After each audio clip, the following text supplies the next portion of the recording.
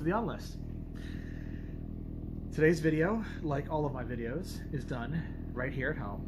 So you're getting me in my cozy pajamas with my messy bed hair, my most Dublinest of double chins that I can possibly muster for you right there. So we are in full slovenly, sloppy, lazy, unprofessional mode all the way. Okay, so shout out to all my people who like to hang out in their pajamas. Yeah, blazers are cool. Yeah, designer shirts are nice, but typically I save that stuff for when I go outside. I don't wear that stuff in here. So, now, six-pack abs and my lack thereof aside, I figured I might do a video about citrus aromatic shoe sprays. Hence the name of the title is Citrus Aromatic Summer. And I decided to do this video because, wait for it, because not everybody wants to wear aquatics or blue fragrances. A lot of other YouTube channels with many more followers than me and much better production values, they're going to push blue fragrances onto you. They're going to push aquatics onto you. Sometimes it's because the numbers tell them that's the stuff they should recommend. They'll get more clicks and more follow through and probably more AdSense bucks. I'm not monetized, so I don't really care about that. Other channels have a lot of free bottles, and they want to push those free bottles onto you. And a lot of that stuff is blue, aquatic, you know. Now, not everyone wearing a blazer is out to get you. I have some friends who wear blazers in their videos, and they are very nice people. And I have some friends who also have much better body mass index numbers than I do, and they're also fine people as well. So don't get it twisted there. I'm just making jokes. We are making jokes here. Glass houses, stones, all that fun stuff. But the general point is, a lot of channels out there are going to tell you to buy something because they have an incentive to do so. My only incentive is to give you alternatives, things you wouldn't normally think of. That's the whole premise of my channel. I don't make lists for the very same reason, unlists, because listing things in an order of good, better, best is basically telling you what to do. I don't want to tell you what to do. I just want to give you ideas. I'm giving you the crayons. You can color however you want to with them, in the lines, outside the lines. I don't care. I'm just providing the crayons. You do the rest. So in this case, citrus aromatic shoe sprays are a much older form of fresh fragrance. I think a lot of you guys who talk to me personally know vintage fragrances. You know this stuff. I don't need to go over it again. But for those of you who may not have really watched my stuff before we had aquatics, before we had blue fragrances, a lot of these abstract, synthetic-based fragrances, a lot of lighter, fresher fragrances were based around wood and citrus. In fact, Alberto Morillas of all people said that like 90% of classic men's fragrances, and I'm paraphrasing here, I don't know his exact quote, but Alberto Morillas said somewhere along the line that 90% of all classic men's fragrances are basically just citrus and wood. That's it. Citrus and wood. It's what men like. It's what men want. It's what they've worn for probably a century or more. And even like way back in the 19th century, they wore the colognes, eau de cologne, which was a lot of citruses, again, a lot of woods. Sometimes you might get a little bit of lavender or something, or a little bit of lilac in there, or other like, other floral notes that could be acceptable to a man. But by and large, citrus, wood. So let's get back to that. You want summer choices, but you don't want blue bottles, and you don't want aquatics. So you want citrus aromatic shoe sprays. That's what I'm giving you. For the most part, all of these fragrances I'm going to name to you are vintage. They're older. Not all of them, but most of them. Likewise, a lot of them are discontinued, but most of them are still reasonably available. You may have to go on eBay, you may have to search some back alley websites or whatnot. Can't just go to Fragnet, can't just go to Fragex or one of those places. But Beauty Encounter is not going to have what you're looking for here, unfortunately. But you can get them, and most of them are not going to be extortionate. Any fragrance that I name in this video for the rest of its runtime that I feel is very overly priced, I will warn you before I show it to you. Now, with that getting out of the way, let's get started. So,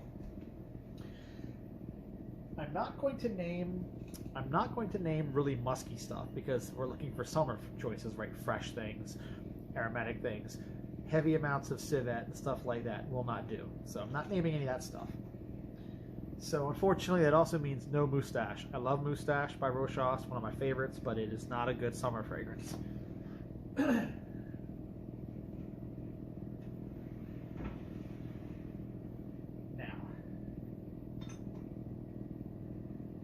one of the very best.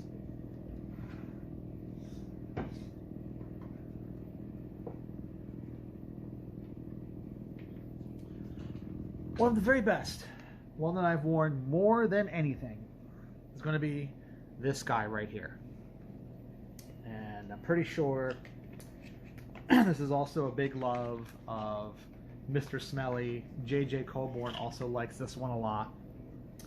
I've got a friend, I think Monticelli on bass notes. I think he loves this one a lot. Or it could be Mr. Spritz. I forget which one of you two guys. It could be Spritz, it could be Monticelli. One of you two guys loves this a lot too. So I've got some people I talk to who really love this one. So I'm not alone. And Monsieur de Givenchy, okay, 1959. And Monsieur de Givenchy was the kind of debut men's fragrance for the line. Came out after L'Interdit, and Monsieur de Givenchy is as simple as it gets. Simple, simple, simple. It is oak moss, lavender, labdanum, sandalwood, a little bit of just the tiniest pinch of some kind of musk, but it's not animalic in any real appreciable way. And then big bergamot in the opening, big bergamot, but smooth though. This is the vintage wraparound label. This is the oldest bottle. So all of you like vintage gatekeeper guys, this is the one you're going to want, right? And it's fairly accessible. Even those old bottles like that, they made so much of that. They made so much of that. Even though it's as old as it is, it's still out there. This is like the late 90s, early 2000s bottle. This is a big 200 ml, by the way. This is the one I normally use. This is the one I typically go to because I've got a big honk and chonk of this one. And shout out to Anuj from Enchanted Parfums. He hooked me up with these. And this one is a little bit crisper than the deep. The deep vintage is a little bit rounder, probably because of the age. The citrus notes are probably not quite as prominent in the deep vintage as they are in this little bit newer one. It's a little bit crisper, but same fantastic dry down. Probably polysantol in this in place of real sandalwood, but I don't care. I don't care. It still smells good. It smells really good. Now, another one.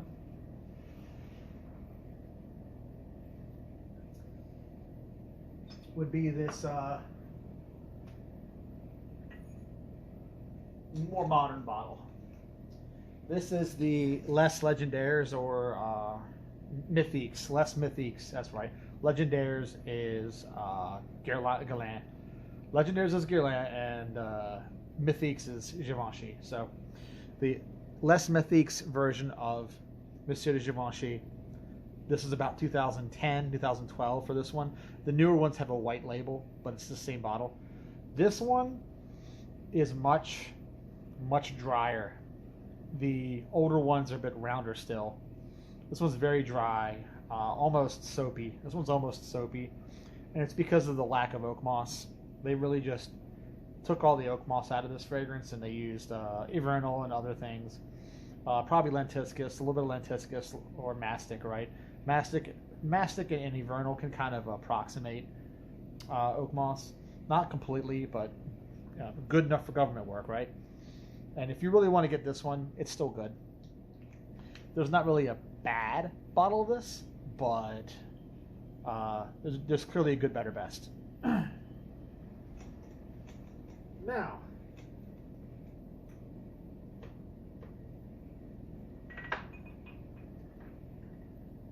another big citrus aromatic that I would really, really encourage you to wear. Since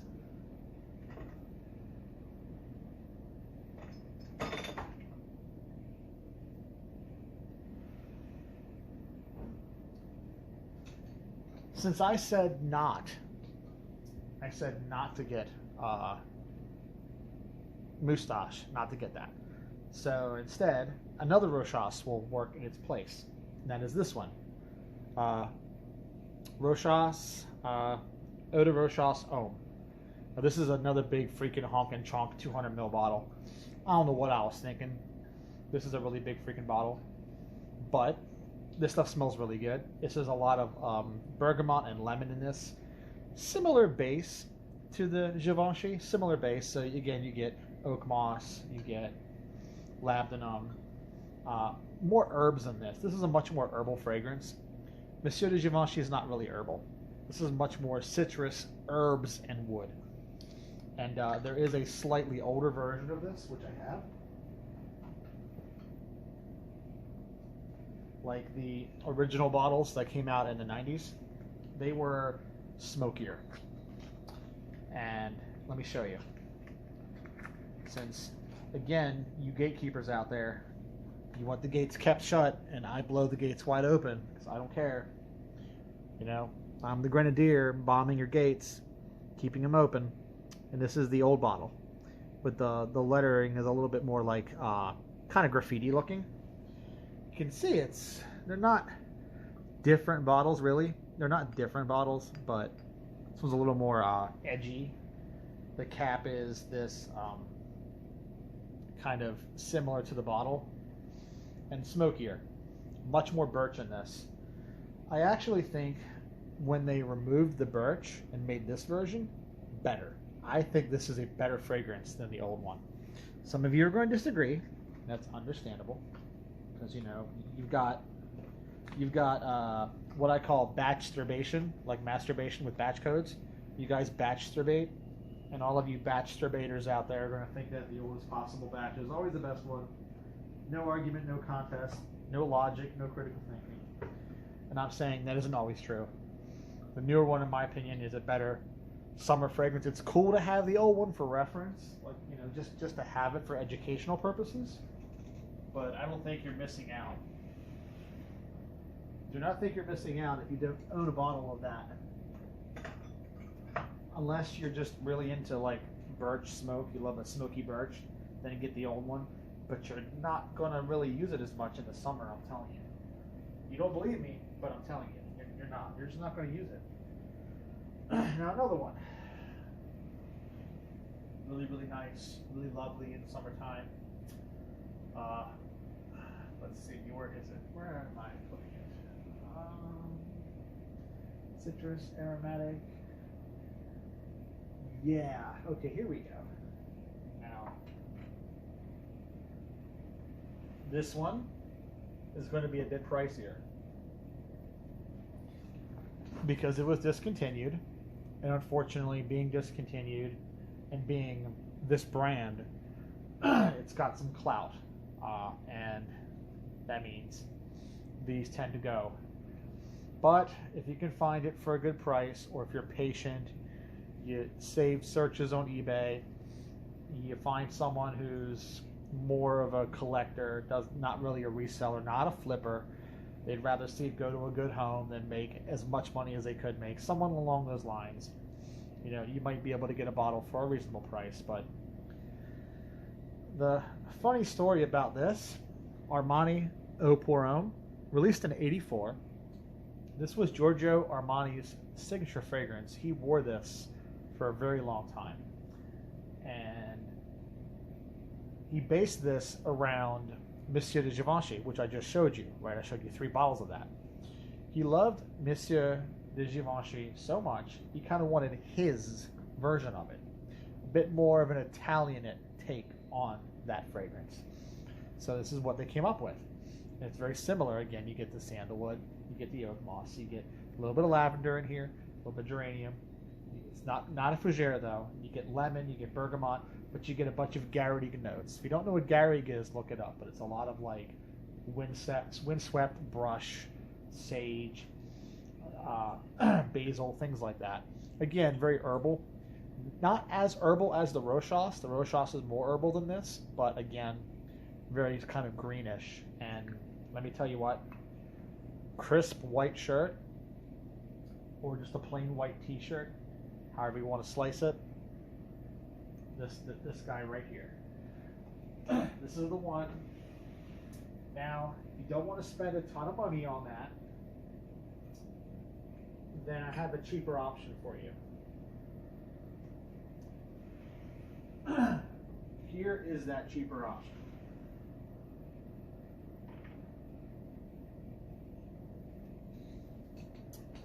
Much older fragrance though. It's funny, the cheaper option is actually more vintage than the other one. This came out in 1911. 1911. Chevalier d'Orsay. Parfums d'Orsay competed in the era when Guerlain and Caron and Houbigant were all at the top of their game. So we're talking before designers really took over, and you had the classic French houses. So brands like Houbigant, Dana is another one, okay, Marugia, all those classic houses that just made perfume, didn't make clothes, no makeup yet. d'Orsay was kind of a French by way of New York. It was launched by New York investors, and I've done a video on this house. You can watch season 2. Did a video on this house. This was their masculine entry. It wasn't labeled masculine, but with a name like Chevalier d'Orsay, you kind of, back then they didn't really say for men. They just kind of implied it, right? It was sort of implied. Women wore this too, though. Women wore it too, because anybody could wear it, and they did. But what makes this so good is it's got a very similar kind of citrus, oak moss, sandalwood, little sliver of lavender again, a little sliver of geranium, not quite a fougere though, still a chypre.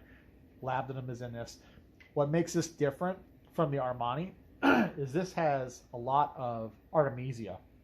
So if you're an Artemisia lover, you love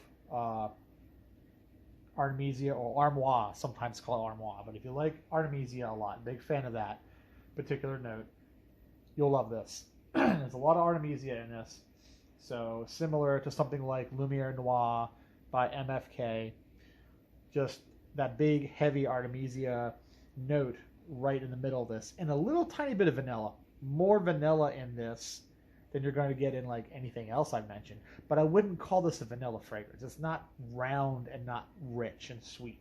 It's just the vanilla kind of curves over the Artemisia and curves over the lavender a little bit, because 1911, okay, 1911, the tastes of the general dandy gentleman of that time, right? So, but still fresh, still citrus, still aromatic, just done in a very pinkies out, done in a very fancy kind of nose up, glasses down the bridge of your nose, done in that era, right? That turn of the century era. People still wore big hats. People still wore big frocks. You know, this was right before sartorial clothes took over. So men still looked like pimps with the cane and stuff. 1911 was still that era. You know, right before World War One, right? So people were still rocking the mutton chops in that time. Now,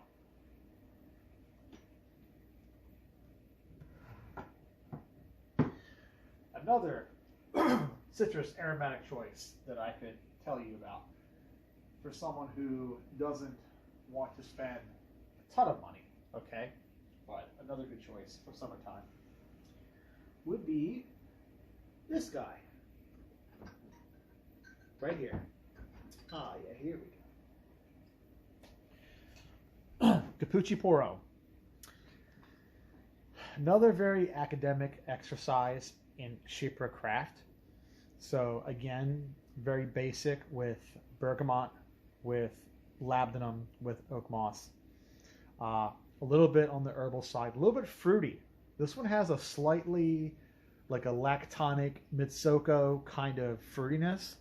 It's not full on peach in the same way as that, but You can smell there's a tiny bit of a fruity note in this, and then there's also a isobutylquinoline note that kind of imparts a bit of a sour, tannery style leather, kind of a carryover from Bandy or something like that. It doesn't have a big mousse de saxifrage, so it's not quite that, but definitely has a little bit of that. And just that labdanum and the leather accord and a little bit of patchouli, and again, a little tiny bit of fruitiness. Bergamot is the star of the show. This is a big, sharp, citrus, aromatic chypre that just kind of cuts like a knife through the air.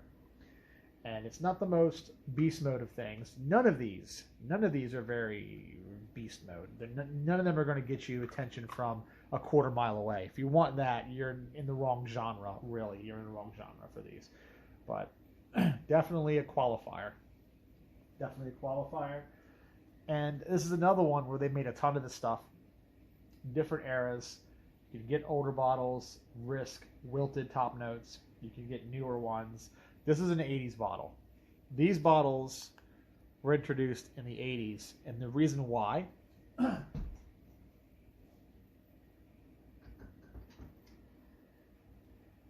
this fragrance. This came out in 86, and this fragrance introduced this bottle. So when this fragrance came out, they moved the older fragrance into the same bottle. So there is a point when you could get 1967 Capucci Pour Homme and 1986 Arte Capucci in the same bottle. This is also like a chypre, but I would not wear this in summer. This is very mossy, very dank, musty. This is going to smell like you're in Mirkwood or something, like you're in an ancient forest in Middle Earth, or if you're a D&D guy, Faerun. You're like somewhere along those lines. You're not going to pull this off on a summer day. At least I wouldn't anyway. Could. It'd smell very foresty, but you wouldn't smell particularly fresh. Not really. So, another one.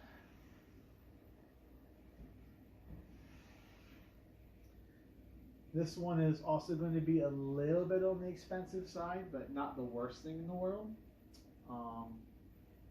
Just got to find my bottle of it real quick. Let's see, where is it? Oh my goodness. Where are we? I don't see it. Huh. Oh man. Where are we? I want in here somewhere. Come on. I know what I'm looking for.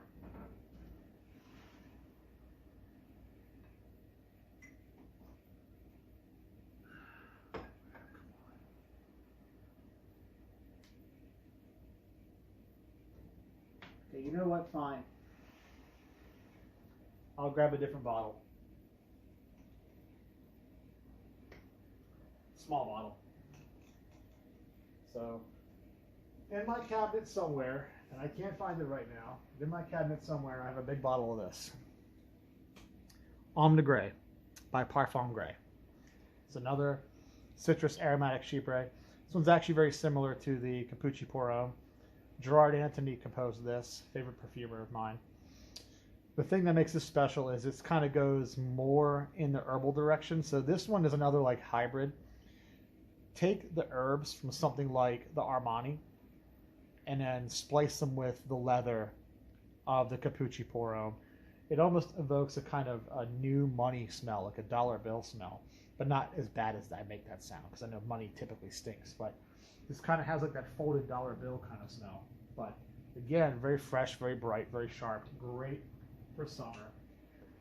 I wish I knew where my big bottle was. I know it's in this cabinet somewhere. Just don't know where it is. And I don't feel like spending a bunch of time on camera digging for it. I know it's in there somewhere.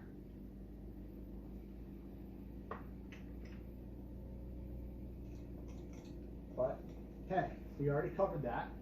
So now we can move on to the next thing. And the next thing is going to be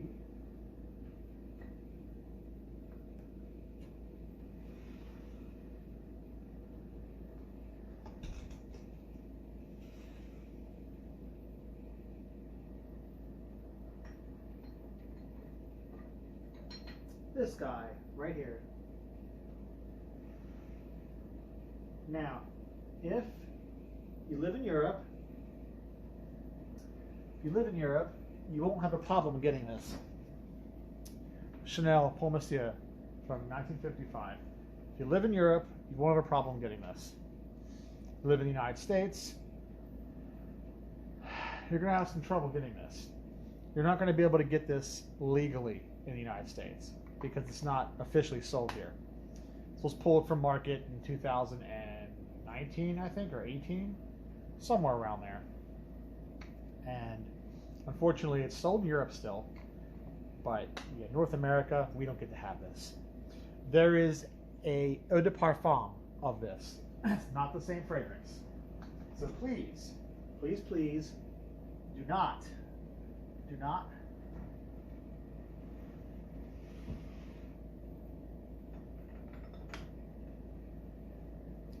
get this one. It's not the same. I mean, you can get it, but don't get it thinking that you're getting this. That is the concentrate version, which is the previous name of the eau de, now it's called eau de parfum. That one's eau de toilette concentrate. It's an older bottle, but now it's eau de parfum. That is a fougere. That is not citrus aromatic chypre. This is a chypre. And so it was the first men's fragrance Chanel ever made. The first fragrance Henry Robert made for Chanel. Only one of, like, I think 3. He did this, he did number 19 and Cristal, and that's it. Everything else he made was just maintaining formula from the previous perfumer. So this one is going to be a bit rounder and a bit softer than all the other choices. Everything else I've shown you so far is a bit on the citrus side, a bit on the sharp, tart, woody, dry side. This one is a bit more cardamom. It's a bit rounder, a little bit more spicy. Petitgrain is used here. Lemon instead of bergamot. Lemon is used here. Very round, very plush, very smooth. Your typical Chanel finessing, smoothing, making no wrinkles. Okay, iron all the wrinkles out. That's kind of what you get here with this. And if you're looking for that, then this is fantastic. But if you live in the United States, you're going to have to find some Argonian in the back alley who's peddling skooma and say, hey man, I know you're normally selling me skooma and stuff, that moon sugar, right? But I'm looking to get me a bottle of Chanel. Maybe you can import one from Black Marsh or something, come over the border from Morrowind, wherever you're going to do, but I'm trying to get me one of these. And I know it's contraband in Tamriel, but I'm trying to get me some. So can you hook me up, you know? People in Somerset Isle could have this, but up here in Tamriel, we don't get it. And maybe he can hook you up, you know? Maybe for the right amount of septums, you know? And if you have a high enough speechcraft, you can just have them give it to you for free. I don't know, however it works. Your playthrough is different from mine. But yeah, if you live in Europe, you've got it easy. Outside of Europe, you have to work hard for this. But you can get it for okay prices if you can get it. That's the thing. If you can get it. So,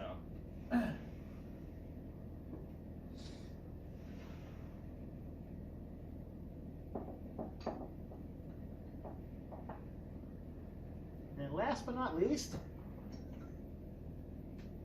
some of you guys may argue that this is not a chypre. You may call this a fougere. I call it a chypre. I don't read lavender in this. I don't really read tonka in this. But this Lauder for Men, 1985. This is a big, big slap in the face. Very sharp. There's a bit of rose in here. Galbanum in this. So this is almost built like a women's fragrance. This is built like a classic women's chypre from the 70s.